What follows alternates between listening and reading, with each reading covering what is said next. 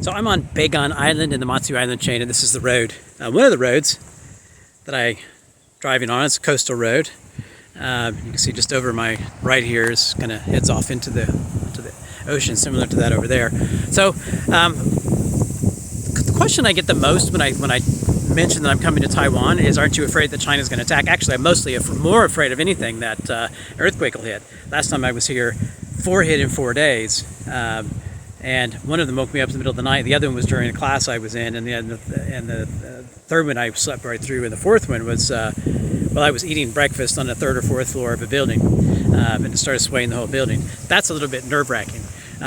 But the question I get the most is, am I worried about China going to attack? And so the short answer is not really. I mean, that doesn't mean I don't think China's going to attack. I think that at some point China will make an effort to reclaim Taiwan. How they will do that, I think they probably don't know yet. I'm sure they have multiple plans and ways to think about that, but they just don't. If they thought they could do it successfully, they would have done it already. Plus, there'll be U.S. intel, and that will, kind of like Ukraine, that, I think Americans in the world will get advance notice. But think about this: China has only. I mean, this is Taiwan. This is, all of Taiwan is not like this, but a lot of Taiwan is like this. And so you look at this beach over here, and there's only about that are useful to invade.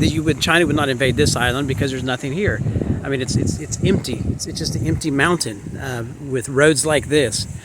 But Taiwan, there's only enough beaches, maybe 13 or 14 beaches that China could invade that would be good landing beaches. Most of the rest is either too small to get any forces in, or too small to be effective because Taiwan, they couldn't go anywhere once they landed, or it's too rocky like this. And imagine trying to invade this. It's not like D-Day in Germany where you had beaches where you could land and you could get a beachhead and set up a beachhead. But the big question is, how will China actually successfully invade? And that's more interesting to me, rather than not if they will attack, but can they be successful in their attack? And assuming you have to land troops on the beach, if you don't have to land troops on the beach, then you have to be able to paratroop them in. And that's a massive effort. I mean, you're talking about tens and tens of thousands of soldiers the Chinese government have to drop in.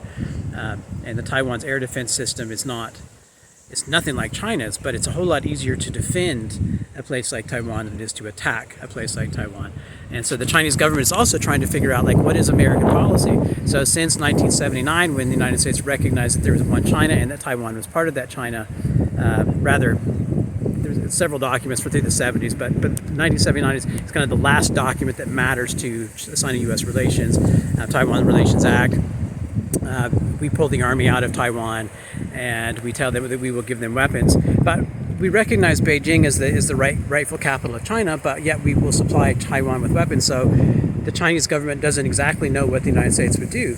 And that policy is called Strategic Ambiguity. We've been doing that ever since. Biden most recently, several months ago, on a news channel, went on and he was asked would Americans defend it. He says Americans will defend Taiwan. That's the commitment. American troops will defend. You can say if we're going to be boots on the ground or airplanes in the air, but everyone is wondering, in the American media, American people, well, what does that mean? Are we actually going to defend Taiwan? Are we going to send the Marines in? Are we going to send Navy SEALs in? Well, the Chinese are asking themselves exactly the same thing, trying to analyze that and figure that out.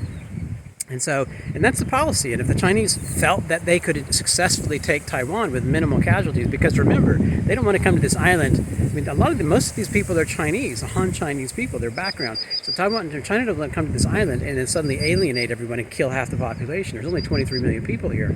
China has, more people of military age than there are people in the United States. That's like 330 million people of military age in China. Taiwan has only 23 million. It's crazy.